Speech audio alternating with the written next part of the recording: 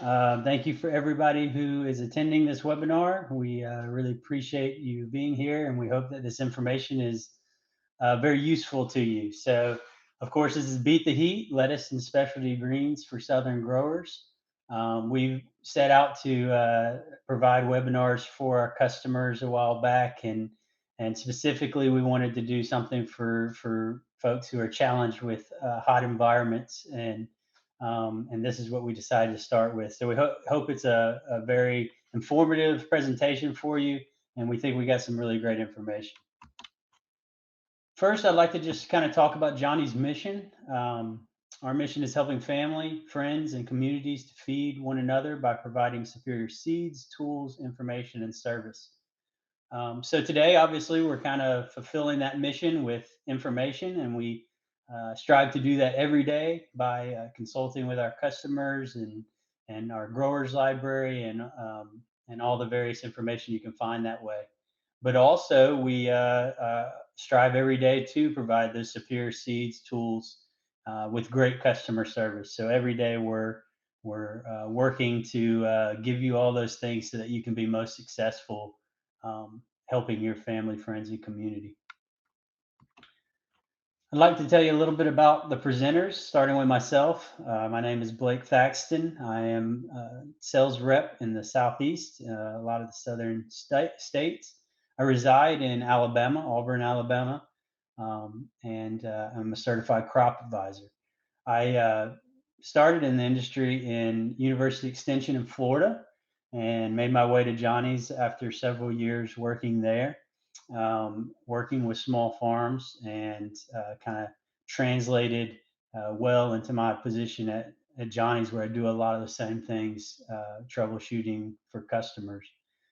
Professional interest of mine is protected agriculture, high tunnels, greenhouses, shade houses. I enjoy all that type of production, and I think it's very useful in the southern states where it can be very challenging in our environment. I also enjoy helping customers with variety selection and also integrated pest management techniques. We also have Wesley Palmer joining us as a presenter today. He's also from our commercial sales team. Wes grew up in Georgia and now resides in Maine. And you can see he has a wide variety of states, including some of the warmer southern states, Arkansas, Louisiana, Mississippi. He can help you with variety selection, integrated pest management, and crop planning. But I really lean on Wes for tool information. Wes has a production style garden at his home where he's really producing food for his family and friends in the same way that you would on a commercial farm. So he has a lot of knowledge when it comes to tools, and we lean on him for that. We also have Charlotte McGee with us tonight, and Charlotte is covering a lot of the Southwest states and also Tennessee and Ohio. She is originally from Texas, where she was a farm manager, and she's been with Johnny's for several years now. But she's a very talented sales rep for us and can help with crop planning and variety selection and some of that regional expertise in the Southwest, Texas, and Tennessee, and those areas.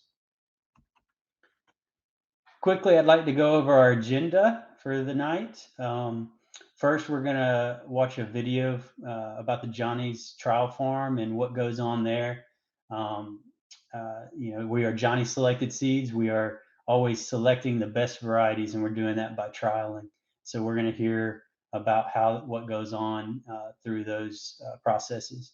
Next, we'll look at solutions for heat-related issues, starting with common problems and then some production systems and tools and supplies that will help for those problems. After that, variety selection for the heat. We'll talk about the environmental preferences for these crops, which lettuce types are adapted to heat and which are not, some proven performers for lettuce varieties, and then we'll finish that section off talking about specialty greens and which ones may work really well in the hotter time of year. Also, we'll go over a trial report with our partners at the University of Georgia. and an organic lettuce trial that they did for us a few years back. And then we'll finally finish with acknowledgments and resources. So again, thank you for joining us, and we hope you enjoy the presentation. You get a lot out of it.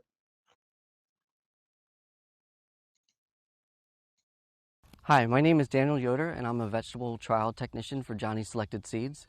I help manage the variety trials at our research farm and product decisions for new products, and help highlight the key traits for positioning and marketing new products.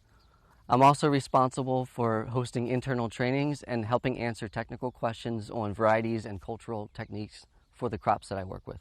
So at our home farm in central Maine, we have a massive trialing program where we look at new and promising varieties every year for most of the crop groups that we sell, including flowers and tools. We're standing in front of the spring lettuce trials where we have 3 successions, each planted about 7 to 10 days apart.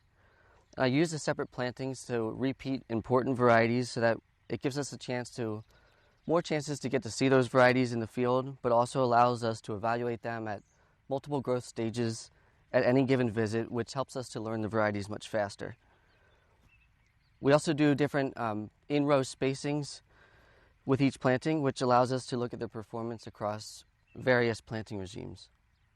Being a year-round crop for our customers, it's important that we are looking at the varieties in all of the seasons. The spring trial is a really important one for us for making our final decisions for the upcoming catalog, but it also tends to be the easiest time of year to grow some really nice looking lettuce. So I look forward to seeing how the varieties do, particularly in the challenging summer and winter slots. We will have up to 6 more lettuce trials this year with 1 or 2 successions in each the summer, fall, and winter tunnels. At the same time, we are conducting more and more off-farm trials every year through our regional trialing program. That gives us a chance to see these varieties and their performance in various climates and challenges that we might not be able to see here in Maine. For example, heavy downy mildew pressure or really high heat and humidity for extended periods of time are some challenges that we don't get to fully evaluate in Maine and really rely on our customers and growers in other regions. If you're interested in trialing with us, don't hesitate to reach out and see if we have a trial in your region. Thank you for listening and happy growing.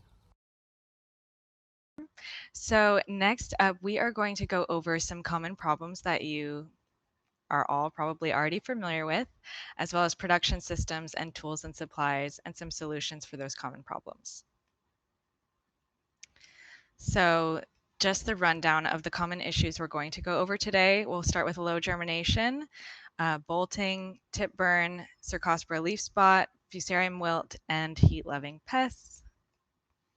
So the first problem you might run into as you're trying to start your lettuce and greens is going to be low germination. So some of you may already be familiar, but we actually have a germination guide on each of our product listings on our website. Every variety and every crop has a different soil temperature that they want to germinate in, and they'll germinate best in. So you can check on our product listing and look for this germination guide right here.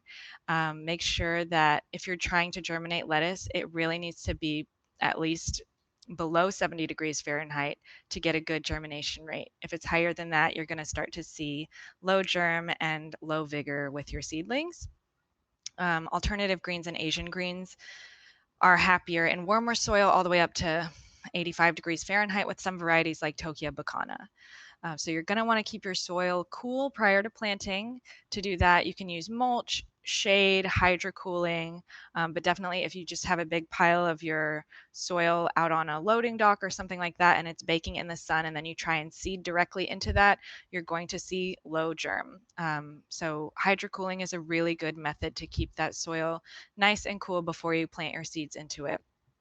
And then during that germination period, you want to keep your soil consistently moist. And just remember that depending on where you're germinating your seeds, if you're doing that in a greenhouse, for example, or outside, hotter, drier, and windier conditions are going to dry out that soil faster than other times of year. So you want to make sure you're keeping the soil nice and moist all the time. Don't let it dry out even once. You'll see a lower germ. So the next issue you might see, you're your seedlings have gone into the ground, it's coming along, and your lettuce is looking great, and then all of a sudden you might start to see it start to bolt. So this occurs when your crop is exposed to heat, typically temperatures over 85 degrees Fahrenheit, and for some varieties they're also sensitive to the day length, so longer days can trigger bolting. And bolting is the process where the plant changes from the vegetative to the reproductive stage. So a hormonal change occurs in the plant and it starts to form a seed stalk. And once this hormonal change occurs, bitterness compounds are going to form throughout the plant, not just in the seed stalk, but through all of the leaves. You'll see a textural decline. And if it's a heading variety, it will lose the ability to form that nice compact head that you want. So essentially, you'll go from having nice, tender, sweet tasting lettuce to having that really bitter, kind of tough or even spiky lettuce, and it won't be marketable. You'll basically lose your crop if it goes to bolt. This is a photo of what that can look like. This is from Dr. Tim Coulong over at the University of Georgia, who we'll talk about a little bit later. As you can see, the head is not compact anymore and there is a seed stalk forming up the center. So if you see this kind of shape start to happen with your lettuce or any of your greens, then bolting is happening and it's probably too late. So solutions for this issue are to, from the get-go, just choose bolt-resistant varieties. So we do a lot of trialing work here at Johnny's and with our partners around the world to find good bolt-resistant varieties for lettuce and alternative greens. Start there. And then also you can reduce your air temperature by planting under shade cloth or even a taller companion crop if you'd like to go the more affordable option. And then if you do start to see your crops begin to bolt, you can go ahead and try and harvest it and see if you can salvage that crop. If you catch it really, really early, then go ahead and harvest, and you can try post-harvest cooling. We have a lot of anecdotal evidence that post-harvest cooling can reduce the bitterness of those bolted greens. It hasn't been proven with any like university research yet, but you can try it and see if you can salvage your crop. So another really common issue that we see all the time, we get lots of questions about this, and it's probably the one that there's the most misinformation out there around, is tip burn. So tip burn occurs during high temperatures, and it can also be caused by high humidity. And essentially, tip burn is caused by the plant not having enough calcium at its growth margins, whether it's at the center of a heading lettuce, for example, or at the leaf margin. And it's the same thing that causes blossom end rot in some of your fruiting crops. So calcium is a relatively large molecule and it's moved through plant tissue through transpiration. So water has to be pulled through the plant and transpire through the stoma on the leaf surfaces in order for calcium to move up from the soil into the plant and then through all of the plant tissue to the growth margins where it's most needed. So you will see chip burn if you have either too much transpiration and water is moving very quickly through the plant, or if you have too little transpiration and not enough water is moving through the plant. So if you're seeing tip burn, what it might look like is brown leaf edges at the margins or brown cores. And of course, once we have those brown or necrotic areas of tissue, the entire plant is more susceptible to disease because it's basically like an open wound on the plant. And here is what that might look like. On the left, we see tip burn on a heading variety, and on the right, we can see tip burn at those leaf margins on the new growth there. And these two photos are courtesy of another one of our sales reps here, Paul Gaglione, and he is great. He is also a certified crop advisor, and he works with some of our mid-Atlantic states as well as the states of Maine and New Jersey. And I hopefully I'm not forgetting any of his states there, but he's great. If you are in one of those states, don't hesitate to reach out. He's an excellent resource. So to solve for tip burn, we basically have two issues here that we need to solve for: calcium availability and calcium mobility. So one thing we see a lot of is people suggesting, oh, well, if you have tip burn, apply calcium to your soil.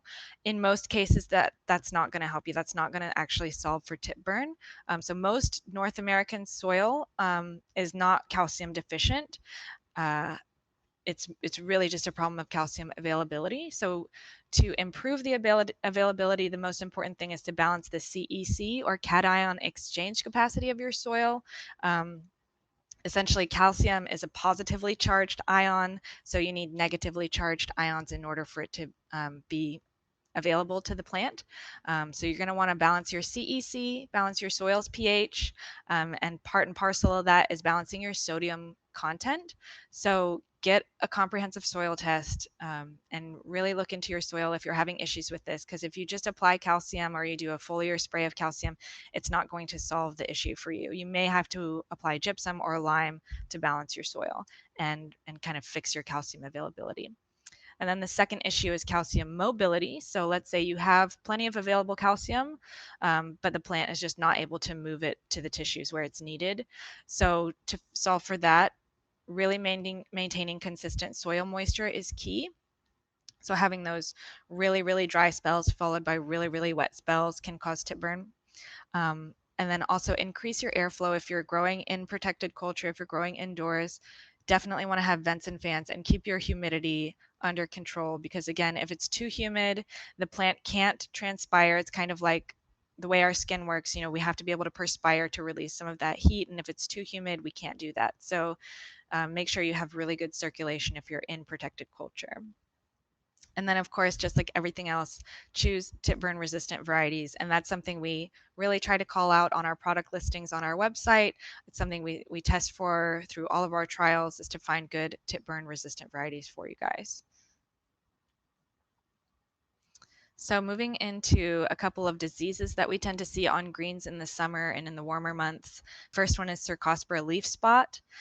This shows up in that warm, humid weather that a lot of us are so familiar with as we try and grow through the summer in the south. So Cercospora leaf spot likes daytime temps between 77 and 95 degrees Fahrenheit, and it needs warmer than 60 degrees Fahrenheit through the night. And then it tends to spread more when we have a high relative humidity, so into 90 to 100% relative humidity. These spores spread via wind, water, and insects, and they infect plants via the stomata. So again, just like we just talked about with the transpiration, as it's warmer and the plant is transpiring more water through those stoma on the leaf surfaces, as those stoma are open, then spores like Cercospora are more likely to be able to get in, and that is when we see higher infection rates.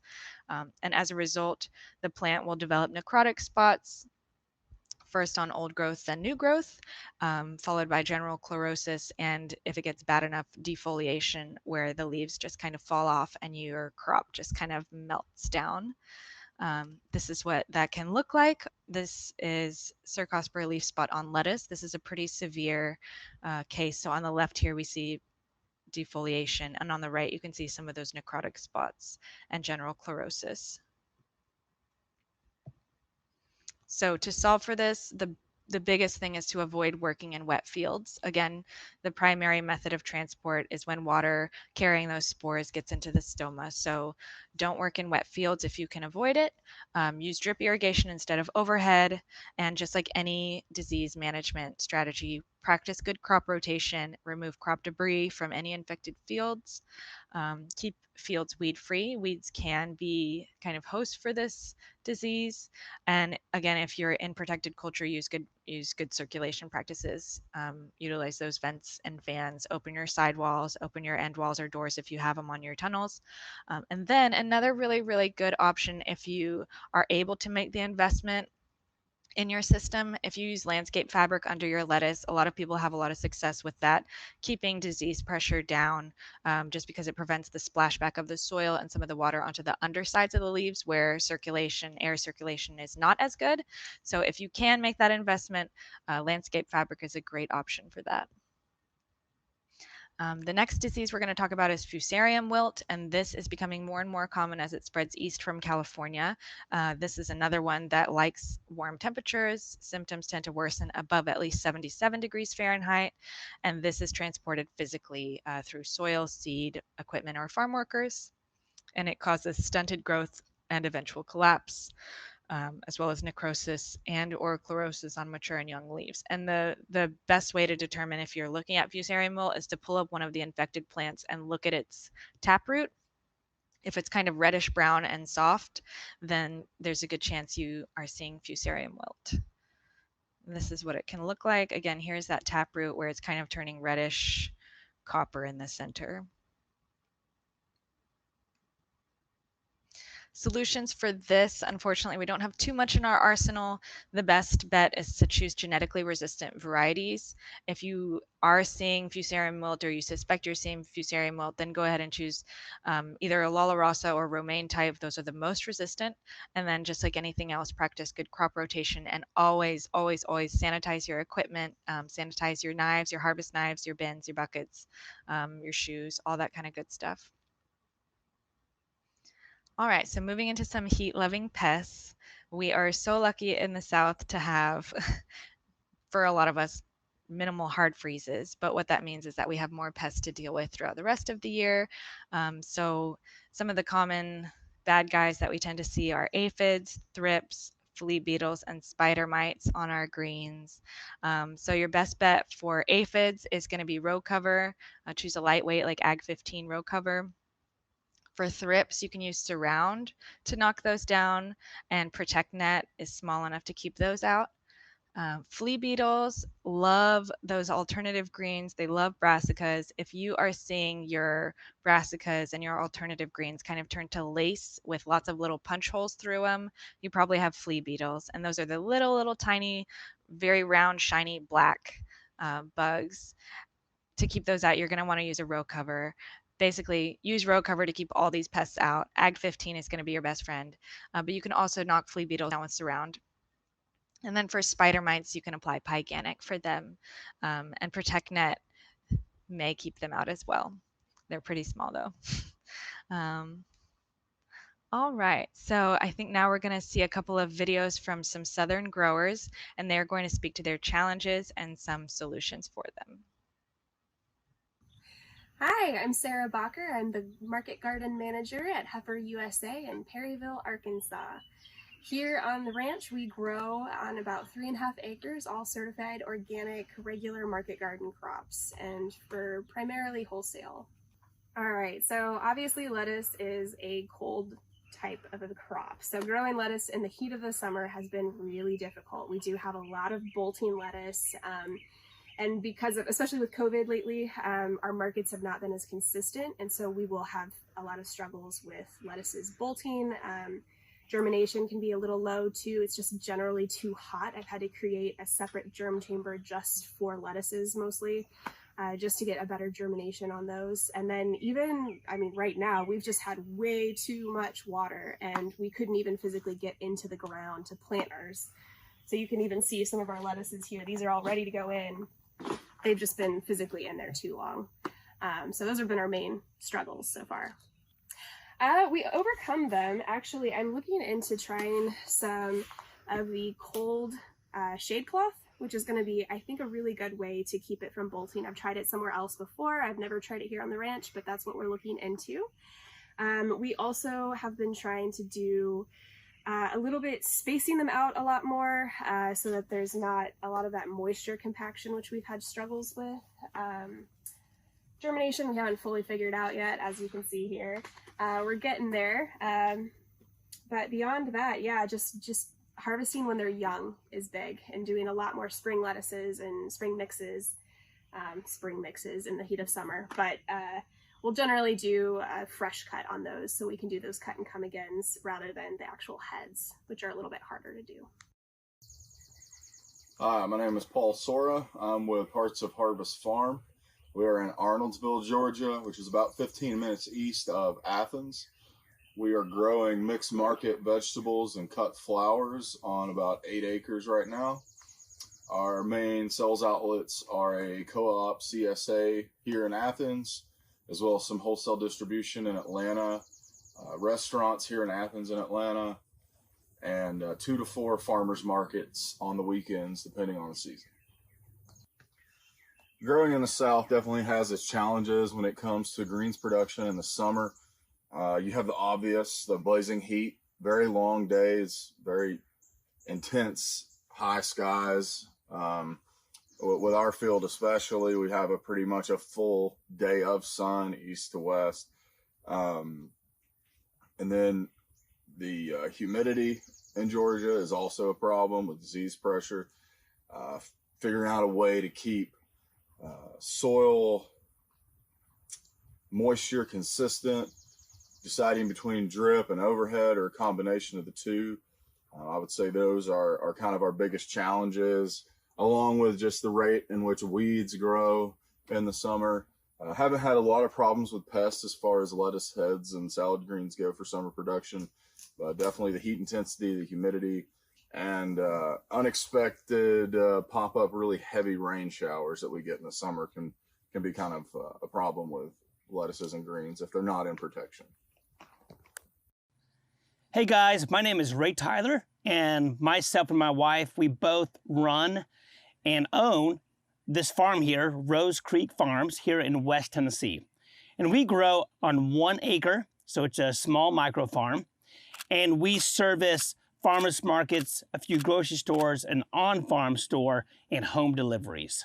Our biggest environmental challenge with growing lettuce and other greens year-round is excess rainfall, high humidity, and heat. And humidity being the biggest enemy for growing. And how I've combat that is, number one, I've installed tunnels. We have a really good systems that enable us to have consistent production week after week. I've spent the last 12 years passionately trying to do multiple trials and develop systems to grow greens and lettuce 52 weeks a year. We're Megan and Andrew from Bag Oak Greens in Wetumpka, Alabama, and we grow a variety of lettuces, baby greens, and other vegetable crops on about half an acre of deep compost no-till beds. We have a little CSA, and we also do wholesale and have an online farm store. Okay, our biggest challenge last year, I would say, it was the lettuce trying to bolt on us. I know that's kind of an obvious one, but since then we have developed some new techniques like herding off the lettuce in the plug stage. I found that with lettuce, something tender like lettuce, you can't just stick it outside and wilt it on the first day in the middle of an Alabama summer. You got to kind of baby it at first, give it plenty of water, and then once it's hanging in there, then you can start harden it off a little more. But also some new techniques acclimating the lettuce in the field. We've started using shade for the first couple of days in combination with overhead irrigation to cool down the lettuce. But it's a fine line between cooling it down and not rotting it, which is probably our biggest issue right now is the lettuce rot. Specifically, bacterial soft rot and bacterial wilt are our biggest problems. But since we started growing on ground cloth, I'd say our losses have gone down like at least 40% just from keeping all those pathogens from splashing up on the foliage. But moisture control, I would say, is like the most crucial thing. You know, when we're able to grow lettuce in the hoop house, we don't have hardly any losses. But we do a lot of it outside, so when you can, try not to keep it too wet. But on the other hand, don't let it ever dry out, because if you let it dry out even one time, you'll lose a whole crop to tip burn. So moisture control and creating your own little microclimate with the shade cloth and the overhead. That's pretty much it.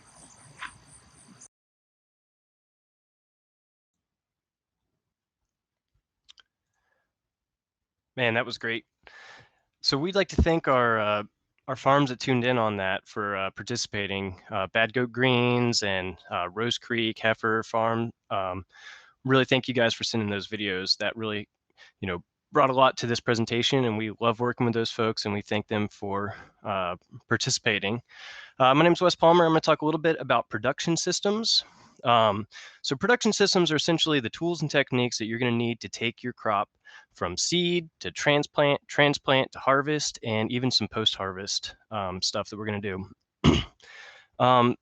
In this production systems, we're going to talk about growing underneath cover. We'll talk about shade structures, irrigation systems, landscape fabric, companion planting, and post-harvest cooling. All right, so growing under cover or protected culture. This is essentially just growing your crop in a protected environment. That can be anything as advanced as a greenhouse or as low tech as a low tunnel. Up here in the top right corner, you can see KX1 kale growing there. It's the red kale in a tunnel in Florida that Blake took a picture of that when he was down on a farm visit. It's an awesome variety. It's a new add to the catalog this year, and it's proven to be really nice growing in the heat. But the main thing when you're growing undercover is that you're going to get better environmental control. You already have a structure there, so it can easily have shade cloth pulled over it once temperatures really start to crank up. And you can also install cooling systems depending on where you are on this graphic. This graphic basically just shows that like a greenhouse is going to be your most high tech, and then it's going to go down to low tech to like a tunnel, hoop house, and caterpillar tunnel.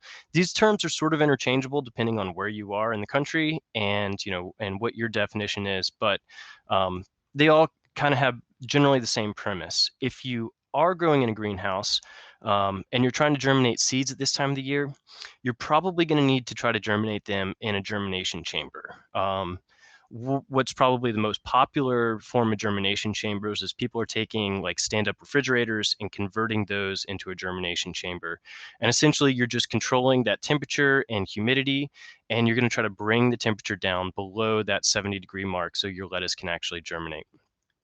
Another thing, if you start your crops in a greenhouse or in a tunnel, it's important to harden them off before you put them out in the field. And hardening them off is simply just exposing them to natural sunlight, unfiltered sunlight at a period at a time. You introduce them to a few hours a day, the next day a few more hours, and eventually they're going to be out in full sun. And it's absolutely critical to bringing that plant up to be a little bit more robust and developing that cuticle waxy layer that it needs to take in that sun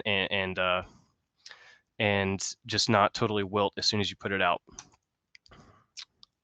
Shade structures. So shade cloth can be probably one of the most important tools for pulling off a summer lettuce crop. Here at Johnny's, we sell a 30% knitted shade cloth and also a 50% knitted shade cloth. These are 100% UV stabilized black polyethylene. They are not going to rot on you. And they're just an absolutely critical part of bringing your lettuce crop and getting it established.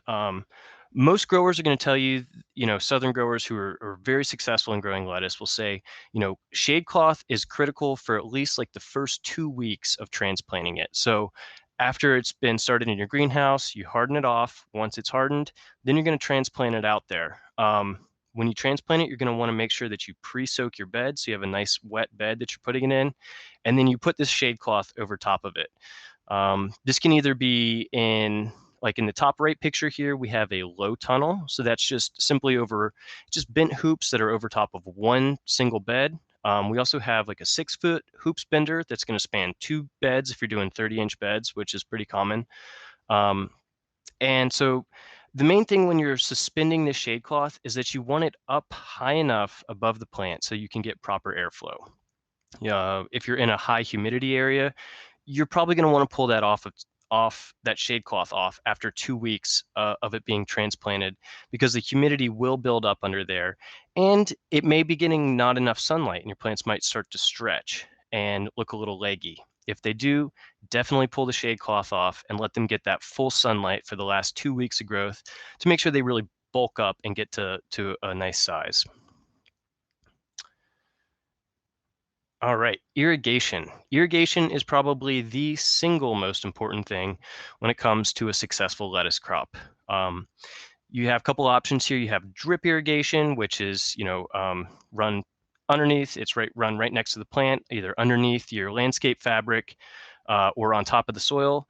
And that's going to give your root system a really good drink. And then there's overhead, which would be like these sprinklers up top here. You have wobblers, there's misting sprinklers, and those can be a great tool to bring down the ambient temperature around your crop. But really the best setup is if you have a combination of the two. So drip to really soak your root system and give it a nice deep drench, and then overhead to be run in the hottest parts of the day. Generally, people are running those, overhead irrigation for like 15 minutes every couple hours in the hottest parts of the day. And what's that going to do? It's just essentially going to create a microclimate to bring the temperatures down and let your crop make it through those hottest parts of the day. I mentioned this on the last slide, but make sure you pre-soak your beds before you transplant into them. Run your drip irrigation for an hour or so ahead of time, so that way you get a really deep drench, and that way you get really good roots established. It's also going to do a lot to cool your soils down and make it a hospitable place for your transplants to move into. All right, ground cover and mulch. These can be other tools. As you heard, Bad Goat Greens, they use these and have had with great success to essentially limit disease pressure. It's going to keep your soils cool. It's going to keep your crop clean. There's a whole host of reasons that, people are using landscape fabric. One thing I'll point out is we do have this new landscape fabric that we just picked up for the catalog this year. And it's two-tone, so it's going to be black on one side, white on the other. Early spring, late fall, you'd want to put the black side up, so that way it's going to heat your soils and keep it nice and warm. Midsummer, you're going to want to put the white side up because that's going to reflect a ton of that sunlight out and keep your soils nice and cool, while the black side's working to suppress the weeds. Hay mulch is another option. One thing to think about with hay mulch is that it can introduce weed seeds to your crop, so be very careful. One of the best things you can do is a combination of these two. So you can lay down landscape fabric and then put hay mulch on top to further insulate your soils. It really does not take a whole lot of hay mulch to add that extra insulation. It's just going to keep the sunlight off of your ground cover directly, and that's really going to help keep your soils nice and cool. Companion planting is another fantastic tool, especially if you aren't using ground covers. And, the principles are going to be the same here as ground cover. Essentially, what you want to do is keep your soil covered, which is going to keep it cool. It's going to, reduce the rate of evaporation. And in companion planting, you're also pulling off two crops in the same space. So that can be incredibly helpful. These are pictures from my tunnel this spring. And essentially, I've got sprouting broccoli grown on the sides here, and then I undersowed some spinach down the middle.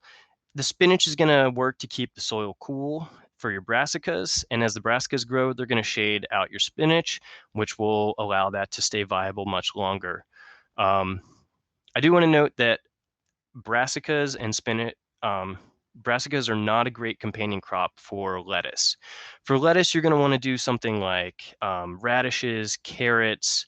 Nightshades have been incredibly popular. So people are planting, like a row of tomatoes with lettuce on the side. The lettuce is going to keep the soils cool for the root zone of your tomato crop. As the tomato grows, it's going to provide shade for your lettuce. So you have this beautiful symbiosis of them working together to cool each other down at certain parts of the year. Your lettuce will be harvested, and then your tomatoes grow on. I've got a farm in California that just recently did winter squash. And so it takes quite a bit of time for the winter squash to fill out that space that it's going to grow in.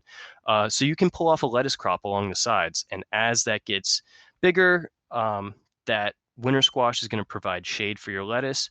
So it's a great use of space and a great way to keep your soils cool and to pull off a lettuce crop. And then post-harvest. So when you go to harvest your crop, you're going to want to do that early in the morning. Generally, you're going to want to transplant later in the evening or on a cloudy day, when it's nice and cool, just so that way that crop has all evening to get established. And then when you go to harvest, you're going to want to harvest early in the morning before the sun hits it and has a chance to wilt that lettuce.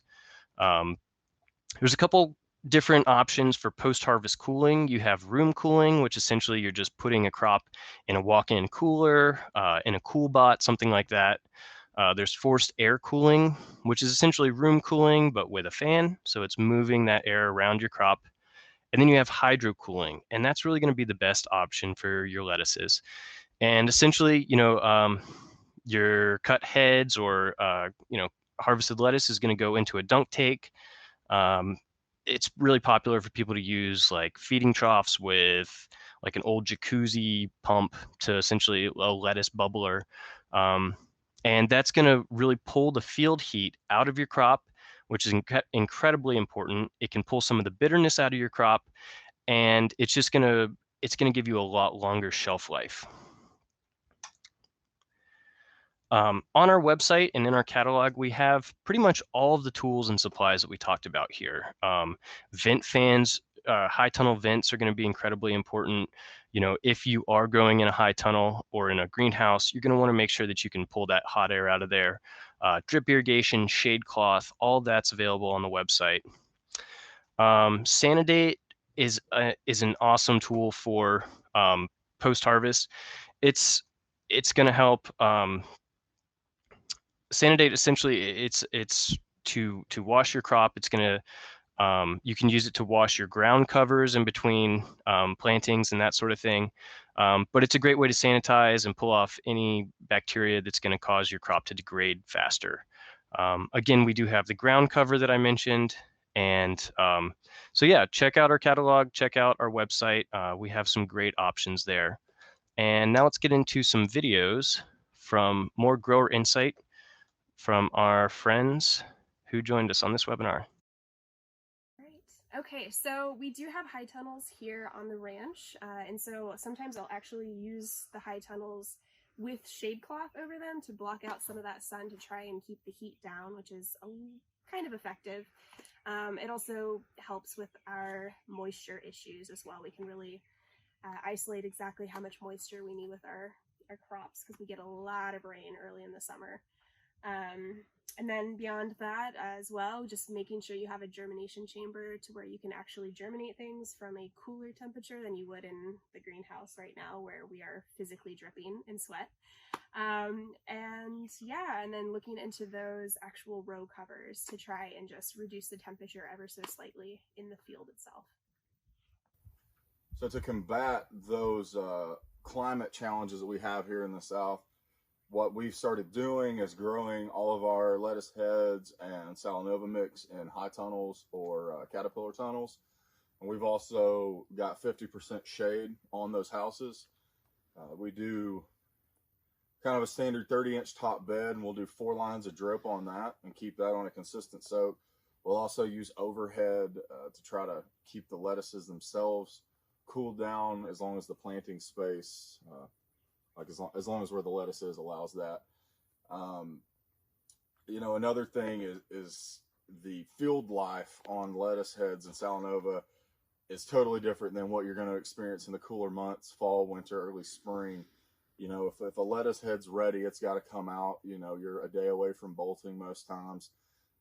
You really can't wait on the heads to get to the really large size that we like to let the fall and spring heads get to, as the bolting is going to kind of happen quickly, so we sacrifice a little bit of weight, and we're able to adjust the prices up in the summer when the demand is high and the supply is low to combat that.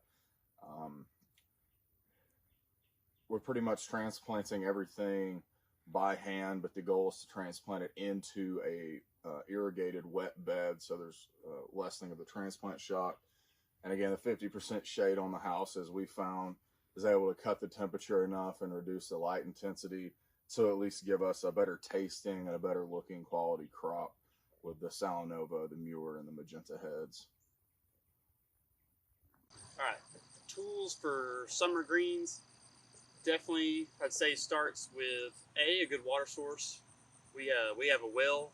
It's got nice clean water. Overhead sprinklers, we use wobblers. It makes a really nice kind of a mist. Very light watering. It's great for A, cooling off summer greens, B, establishing seeds, and C, establishing transplants. Can't do without that.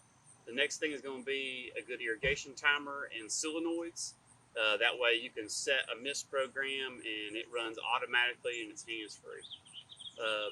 Next thing is going to be probably drip tape and ground cloth. We do ground cloth or lettuce on ground cloth with drip tape under it. Makes it really nice, keeps down the splashing.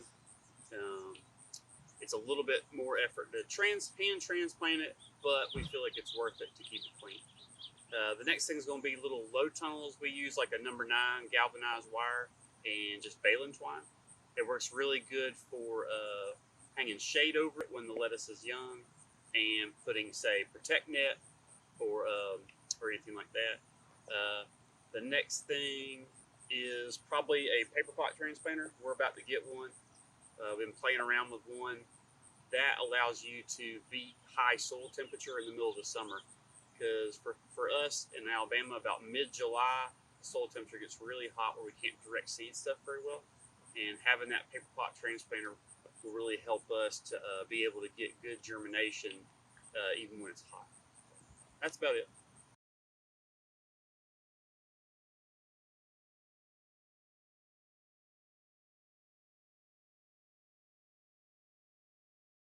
Really good information from the growers.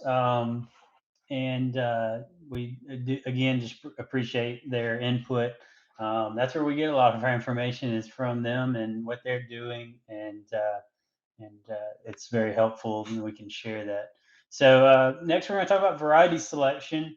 We'll first start on some environmental preferences for lettuce, the different types that are well adapted for or better adapted for heat, I guess, and then some proven performers. And then Wes will come back and go through some specialty greens that should be considered when trying to grow greens or lettuce in the hottest times of the year.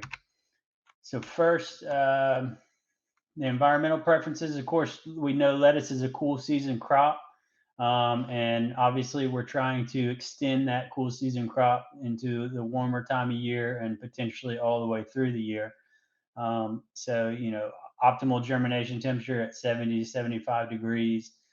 With that being the case, as many of you know, that's not we're not experiencing that at this time of year or at many of the warmer months. Optimal growing temperature can be even lower at 60 to 70 degrees. So we're definitely not experiencing that right now.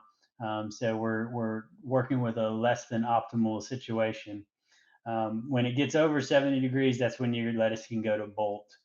That's going to vary by variety. That's just a general temperature, but Charlotte already talked about that. That's when the seed begins to go into a reproductive mode and create a seed stalk or flower stalk to eventually produce seed, and it really causes some bitterness. So we don't want that to happen, obviously. And then for the colder times of year, lettuce can withstand freezing temperatures, properly hardened off. But if it gets freezing temperatures over and over again, it's eventually going to cause some issues or even kill the plant. Some specialty greens are more adaptive than lettuce to some of these harsher environments. So that's always something to consider when you're trying to sell a salad mix and you're really having a difficult time with lettuce. So different types of lettuce that do well versus those that don't. This is in the green. You have leaf and butterhead. Those do well. The green means go. If you're gonna choose some, these are the best type to choose for the hottest times of the year. Romaine is a caution. You can do it in some places. It can be very difficult. They tend to want to bolt easily. You can have tip burn issues. So proceed with caution. Do some trials, looking for the best varieties for your situation. It can be done, but it's very difficult. Crisp heads, for example, iceberg lettuce is not recommended. It will not do well in heat. Do not try that. So that's one that you just want to steer clear of in the hottest times of year.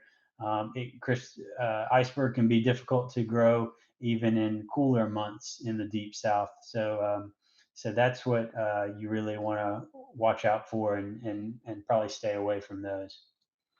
So we'll hear from some of our growers on their favorite varieties.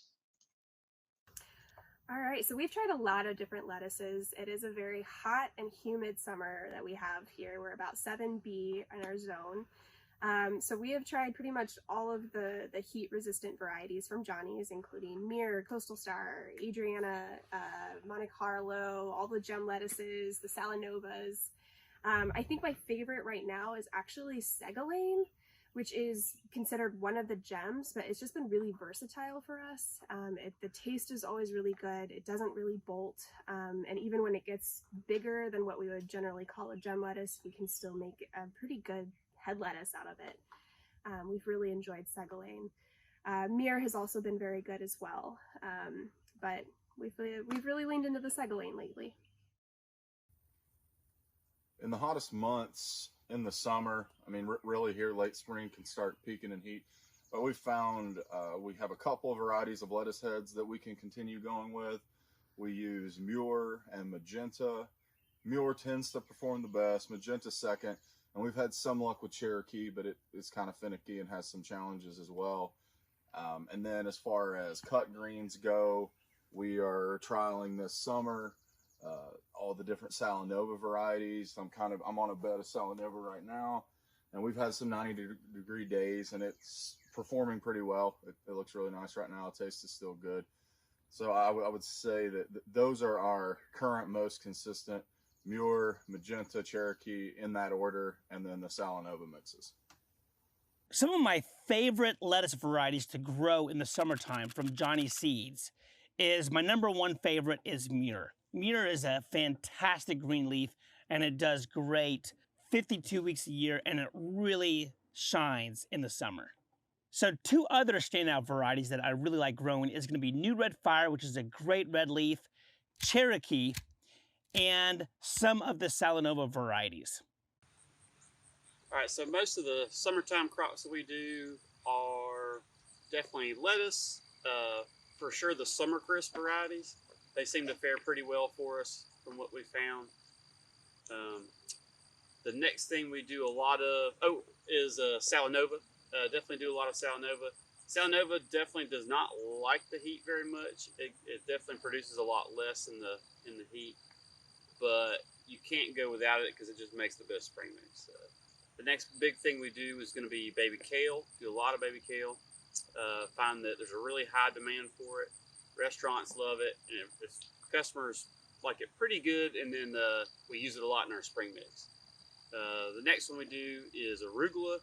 Arugula is in very high demand for locally grown stuff. However, when it gets really hot, it gets hard to get a second cut off of it. The first cut's usually pretty, and then the second cut starts to get questionable when it gets really, really hot. The next one we do is kind of some like Asian greens and stuff, which can be kind of tough to market in the Southeast in more traditional areas. However, in CSA boxes, we can kind of throw it in there and give them a recipe, and people are usually pretty happy with it. Some examples of the Asian greens we do is bok choy, mustards, komatsuna, and Tokyo Bacana, and then we do a little bit of Hongvit radish greens, and they actually fare pretty well. Some of it you got to harvest a little bit more in a baby stage, the hotter it gets, but all in all, they do pretty well, and we're finding that the paper transplanting them, especially moving towards paper pot, we're able to get good germination even when it's hot. That's about it. Man, that was awesome. Thank those farmers again for joining in. I love that you can hear their little child in the background too. That was fun. I'm going to talk about lettuce real quick, and then Wes, if you want to just hang on, you'll take over from me. Real quick, we'll go through some of these lettuce varieties. So the Muir, Magenta, and Cherokee are some lettuce varieties that you obviously heard in the presentation. I can assure you I made this presentation before I heard from these growers, but these are the things we're hearing from them all the time. So we know that this is really what they like to use. These summer crisp Batavia types are very popular in the hottest times of year. They can be some of the best chances you're going to have at growing in that harsh environment. Also, if you are going to try romaine, again, going back to what I was saying previously, I would definitely recommend trialing all of these things on a limited scale before you jump in on anything. But some of the heat tolerant romaine lettuces that you want to look at are Monte Carlo, Coastal Star, and Salvius. The Monte Carlo is probably my personal favorite. It's a medium-sized Monte Carlo. Doesn't get very large, but I've seen it do well in some extremely hot situations. So that one might be one that you want to trial on your farm or garden. But Coastal Star and Salvius are other ones to look at as well. And then we always have to mention the Salanovas. The Salanovas are excellent varieties. They just are so consistent. They just make a beautiful bed of lettuce with consistent size across the board almost every time. And they do really well in heat. They're like Andrew was saying from Bad Goat Greens, and also Paul from Hearts of Harvest Farm. That you may not get the same size that you expect to get in the cooler months, and you may need to take them a little bit earlier just so you can avoid bolting, but they're still going to provide a really nice option for you in those warmer months, as they do tolerate that heat a little bit better than some other varieties. So now turn it back over to Wes, and he'll talk about specialty greens. Oh man, I jumped the gun on that one. Sorry about that, Blake. Just so eager to talk about these specialty greens. All right, so specialty greens. Some of these can be more heat tolerant than lettuces, and also more cold tolerant than lettuces. As a general rule, the types that have a bigger frame are going to be typically do better in the heat. These are going to come in a wide variety of flavors, colors, textures, and culinary applications. Many of the farmers know these by the common weed, but they actually can be used in a lettuce mix, and you can do really well with them. So some specialty greens. These here, these are available, on our website through our catalog. Our team actually did just create this year this awesome like miniature digital catalog on baby greens and specialty greens. Definitely check that out. That's available on our website, and it really goes into a lot more detail than I'm going to be able to about these and their uses. The ones here on the left-hand side, these four on the left, mash, watercress, green sorrel, claytonia, those are definitely going to be much more geared towards your winter growing. While these four on the right side are definitely going to be much more heat tolerant and would be better options for the summer. Purslane, amaranth, red leaf vegetable amaranth, arugula, and the red orc. So this was a cool little graphic that Charlotte generated that we thought, was nice just to show kind of the origins of some of these specialty greens.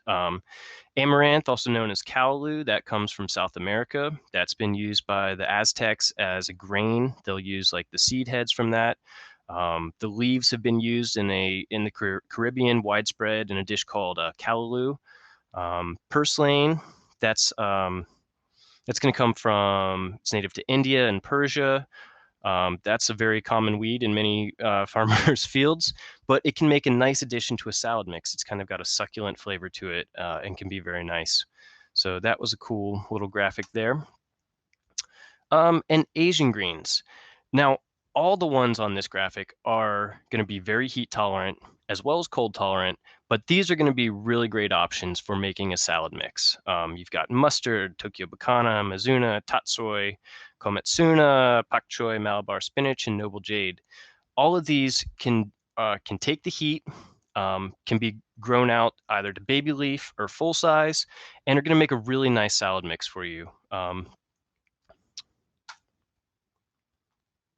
So Johnny's salad mixes, we do have some in-house pre-made mixes that are available. You can see the premium greens mix, that's pictured here. That one's a dynamic range of leaf shapes and colors. In the premium greens mix, that's going to have, it's got Tokyo Bacana, it's got a Mizuna, Tatsoi, It's going to be, it's pretty brassica heavy. Same with the ovation greens mix. It's a lot of brassicas. Why brassicas are a great choice for this time of year is that they can germinate at a higher temperature. Now, that being said, they're not necessarily more bolt tolerant. Eventually, they will definitely bolt, midsummer, but they can be direct seeded as long as you cool your soils down. And, seeded at the right density, you can have a nice harvest window on those.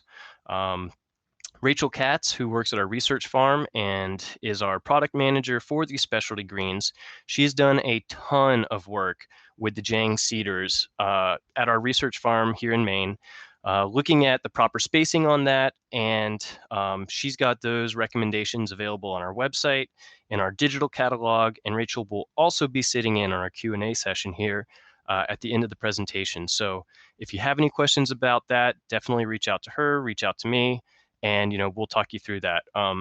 One thing to note on this is that harvested greens are less likely to bolt than greens that haven't been harvested yet. So these mixes can be cut a number of times on one seeding. So if it does look like the plants are starting to stretch and they're getting there close to bolting, go ahead and harvest it. You might have to harvest them a little bit earlier than normal. They're going to grow fast because it's summertime, but cut greens are going to be more bolt resistant than uncut greens. So that's one thing to keep in mind there. All right, now a trial report, and back to you, Blake. Sorry I cut you off there, buddy. So we do like to partner with our university partners and also farms all over the country, so we can really get a look at these varieties in other locations besides Maine. Maine is kind of the mothership, the research facility where we really kind of dial in on really good varieties, but then we like to go look at them elsewhere. And we have a really good partner at the University of Georgia, Dr. Tim Coulong, and he's done several trials with us over the years. He did this spring and summer trial for organic lettuce back in 2019. It's a little bit old just because there wasn't a lot of trials going on in 2020 for obvious reasons, and we do have some reports coming out for this past spring, but this is the most relevant one we have currently. But yeah, like I said, Dr. Tim Coulong is a partner with us there, and organic extension specialist. And so he was looking at these lettuces in an organic production system, both in the high tunnel and in the field, and kind of comparing those. So the just some quick details on the trial. Seeds were sown in the cell trays there in late April, and then they were eventually transplanted into the field and the high tunnel plot in early June. The high tunnel treatment had a 30% shade cloth on top of it, on top of the tunnel, but the plastic, he did note the plastic was also dirty and old. And as the plastic gets old, sometimes it becomes more opaque, and then of course the dirt will block some of the light as well. So he was saying that it was actually probably greater than 50% shade when all that is combined. They harvested these crops July 12th through 15th. So if you're in near Athens, Georgia this time of year, step outside and you'll know that it's not the most pleasant time of year for lettuce or even us. So that's when is a really tough time to be growing lettuce, and that's when he was taking harvest. The field plot performed so poorly that he didn't even record the data. It didn't really bolt necessarily, but the plants just never really built a frame, got any size at all. So that it was that June, 2019 June was a very hot June in Georgia. So that I think that probably had something to do with it. And that just goes to show that year to year you're going to have different conditions. And so we have to do our best and have come up with the best production systems that can account for those different variables, because this past year's June was much more pleasant than 2020 actually. So some of the results from the trial. Like I said, it was very hot during that time, 90 degrees plus on those last 3 weeks of the study. Some of the mini romaines and romaine types that did really well were Dragoon, Green Forest, Sparks, and Fusion. The Summer Crisp, as expected, did great, yielding over 100 pounds per 100 feet of bed. That's Magenta, Cherokee, Nevada, and Muir. Basically, no bolting in those plots. And then the Salanovas did well with very little bolting. The Green Sweet Crisp Salanova and the Green Butter Salanova had yields over 100 pounds per 100 foot as well, 100 bed feet as well. If there was one that did not do as well, it was the red incised because it had about 25% bolting. So there's going to be some differences from those variety to variety in the Salanova types. But yeah, so fantastic resource at the University of Georgia. Really appreciate them working with us on the trial. And I did want to mention on this picture, you can see on the left-hand side, there was the high tunnel Salanova variety there. And then on the right-hand side, the field Salanova. And you can see the color difference. When you get in that shade, sometimes the lettuce will not have as bright a reds. And also just in the warmer time of year, it might not be as vibrant red. So you can expect that. In fact, in this trial, the magenta, which has a little bit of red coloring, bronzy coloring in there, basically didn't exhibit any red at all. It came out as a green. So you might see some of that when you're growing in a shade type structure. So now we're going to move on to our Q&A session. We've got a lot of good stuff here. So for this Q&A session, essentially I'm going to read out some of the questions that you guys sent in through the chat, and Blake, myself, and Wes are here to answer those and discuss, as well as Rachel Katz and Daniel Yoder, who are two of our product techs. They're on our research team at the research farm here in Maine. The first question that we got that I thought we'd go over, just because 3 or 4 people sent in a similar question here, is what is hydrocooling? Want me to take that? Yeah, Blake. All right, sure. So I think hydrocooling is more or less just cooling down something with water. It can be, you can look at it in different stages of the crop development in different ways. Like I think Charlotte mentioned it at germination. You're basically using the water to bring down the temperature of the medium that you have your seeds in. And then, we heard a lot from our growers about misting. And I think Wes talked about misting, and that can be a hydrocooling. You're using that water to take some of the heat out of the air and create a micro environment around that lettuce. And then finally, you heard hydrocooling for post-harvest, and that's where Wes was talking about having a big tank with maybe a bubbler in it, and you're using that chilled water to take the field heat out of the lettuce. So you put the lettuce in there, and that is using a hydrocooling method to help out with that. So that's really, it can mean different things for different times in the crop development, but that's really what hydrocooling is. Okay, thanks, Blake. The second kind of question here, we touched on this briefly, but does the landscape fabric increase soil temps at all? Wes, if you want to snag that question, because you spoke to that earlier. Sure. So it will up to a point. The black fabric is definitely going to soak up a lot of heat, but a lot of that heat stays there in the fabric. Below that, your soils are going to be cooler than if it was just bare soil without anything on top of it.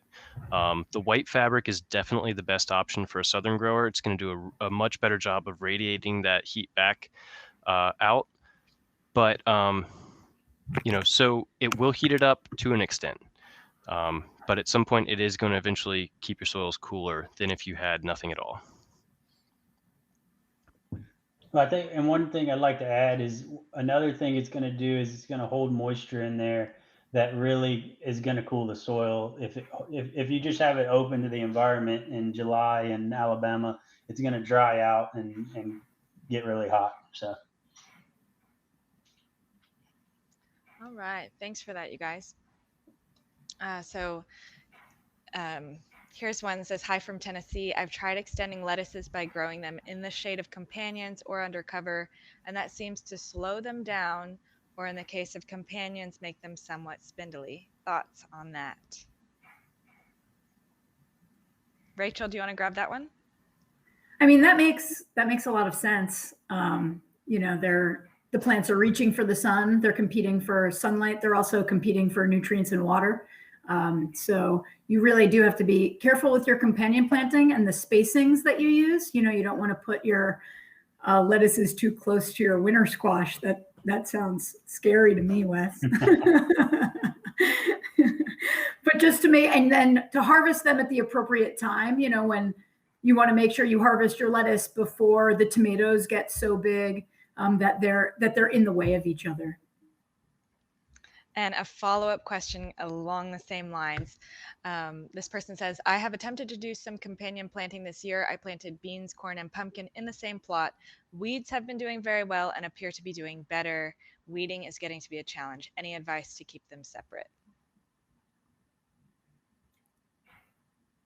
Rachel, you want to continue on this one? Weeds are a big problem, especially with vining plants. You know, if you can't keep the weeds under control before the vines get out of control, then it's kind of a losing battle from there on out. Yeah. So to try something like that, you really want to try to have a pretty weed-free environment, because otherwise cultivation is kind of king, you know? Mm-hmm. I would just say, just try and have a stale seed bed. If you can. I know that's challenging, but all right. A quick one here for you, Blake. This person just wanted to clarify the research at UGA. What was it that did so poorly that the researcher did not collect the data? It was the field trial itself. So, like I said, it was extremely hot that year in June, and with temperatures over 90 every day. And so when that happens, growing out in the field is going to be very difficult for a cool season crop like lettuce. So that's where you can see, like in that trial, you can see like a high tunnel with a shade over the top really is beneficial for that type of situation, because alternatively you're not going to make lettuce at that time of year. So I think that's what I was talking about, is just the field stuff didn't work at all that year. Another really quick one, just a point of clarification. A few people asked what was the name that Heifer mentioned, their favorite lettuce lately. That is Segolaine, Cegolaine, and it's Johnny's part number 3634JP, or if you don't want the pellet, it's just 3634. A couple of people asked about that one. Let's see. Tips for transplanting into landscape fabric. The heat always fries my transplants. Daniel, do you want to grab that one? Sure. I think pre-wetting the bed, like Wes was saying, wet your bed. I think that's a great tip for getting your roots established. Getting good root growth. Good strong roots is what gives you tolerance through all types of stress. So I think getting your roots established is one of the most important parts of really getting those plant transplants in.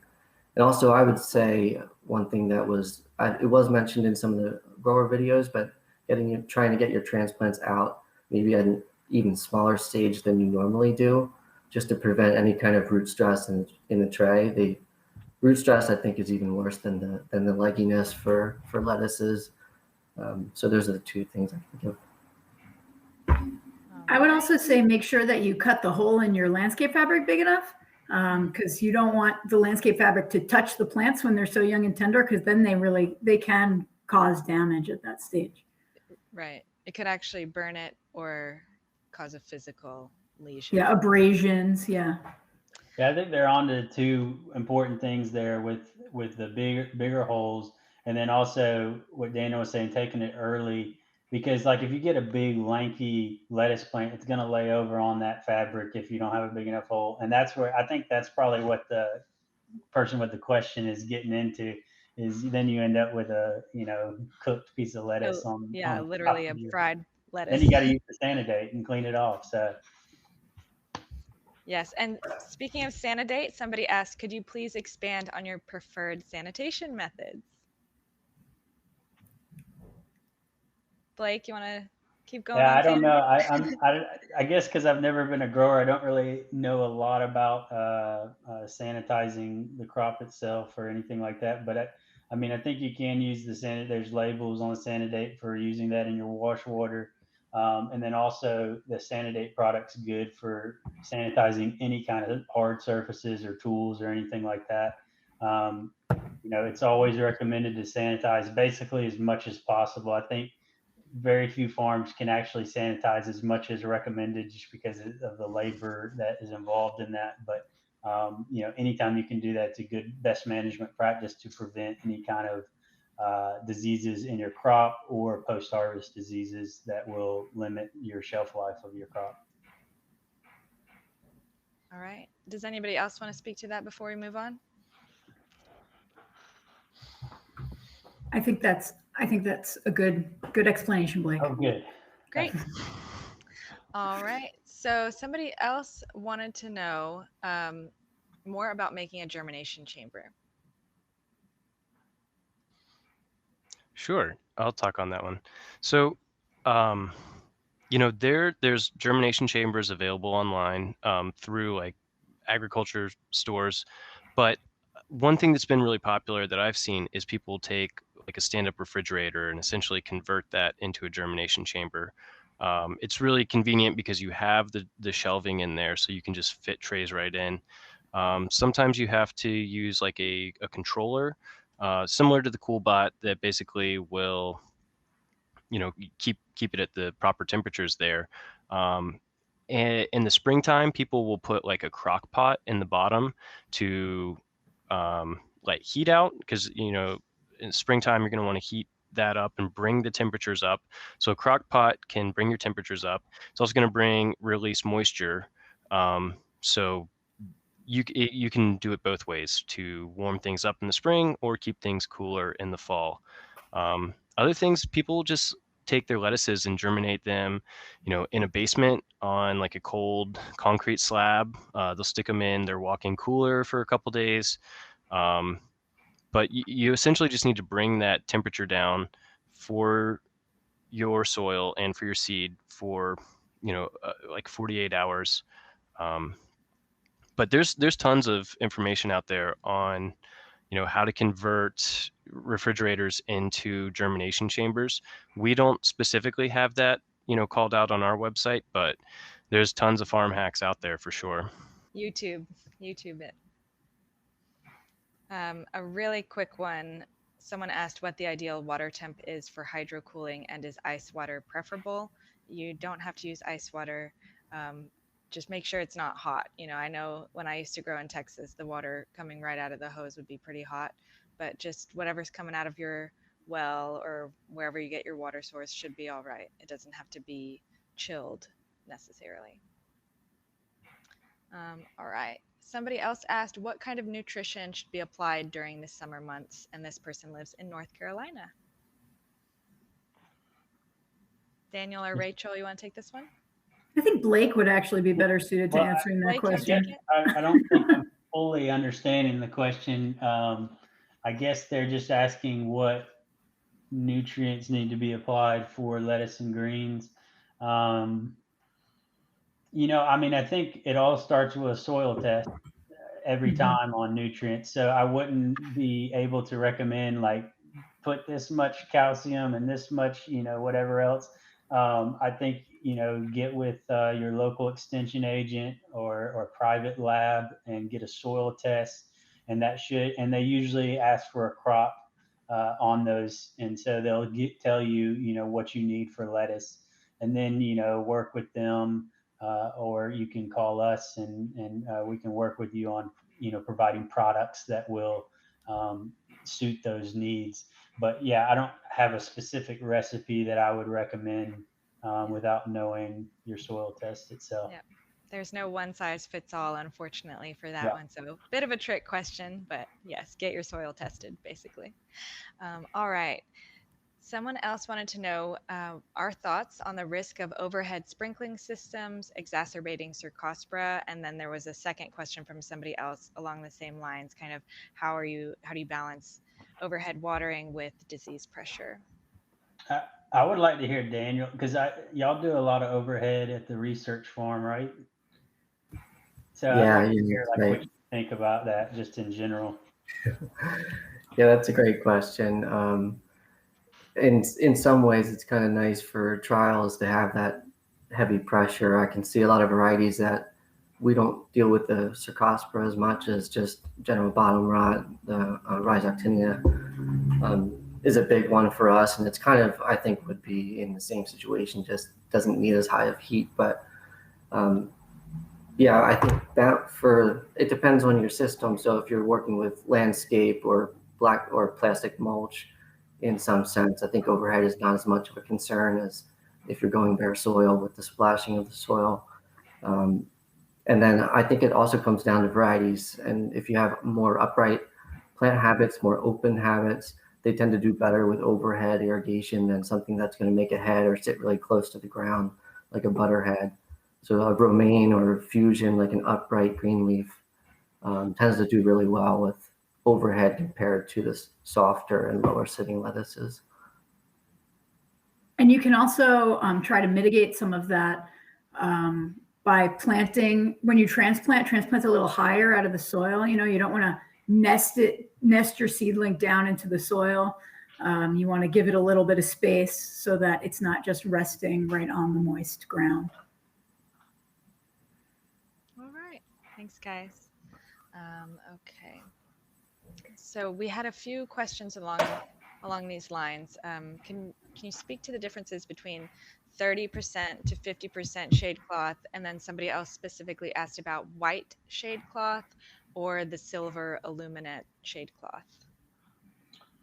I can speak to that, or at least start so there isn't a lot of research out there about like which shade works the best, whether, what percentage or anything like that. I think the principle that I like to think about is I want to use the least amount of shade that still lets me grow a crop well. So, it may be 30% or 20%. I can get away with that. But if it's really, really hot, I may have to go up to a 50%. But in some situations, if you're like on a double layer poly on your greenhouse or your high tunnel, and then you throw on a 50%, I've experienced this, I've made this mistake, and then your crops are just like reaching for the sky trying to find sunlight. So I would say you want to use the least amount that you can. Now, the luminette type or any of the kinds that have like a little bit of, it's like they have like aluminum foil mixed in there, those, the technology allows for more light to penetrate without it kind of reflects some of the heat. So I think that is a way you can use a denser shade without having the light issues that you may have otherwise. And then as far as white shade goes, I don't think there's a lot of difference between white or black. The biggest difference that I've seen is that white is typically a tighter knitted fabric because obviously you're going to have more light kind of intercepting through that kind of fabric.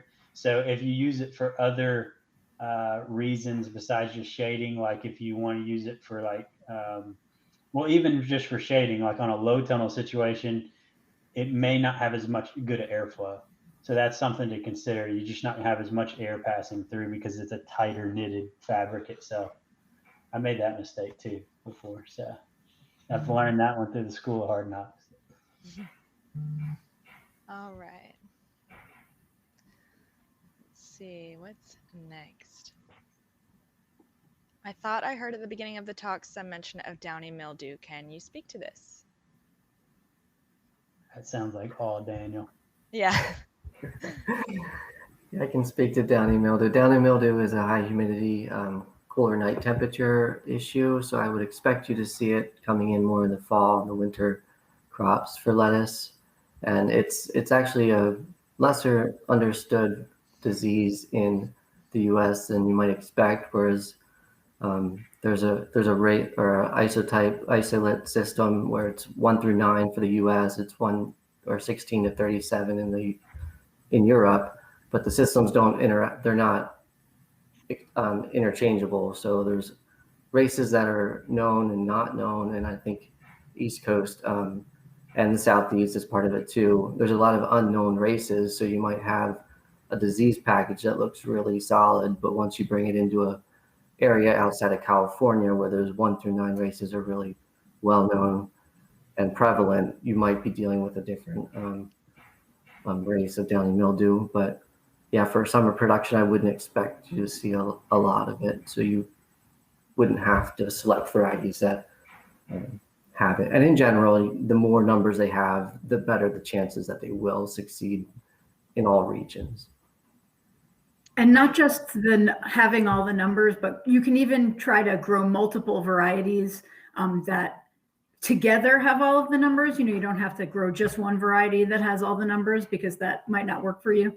And then another thing is that it needs wet leaves. The leaves need to be wet for the spores to fruit. So if you are in a high risk part of your season, you might want to do less overhead, more drip.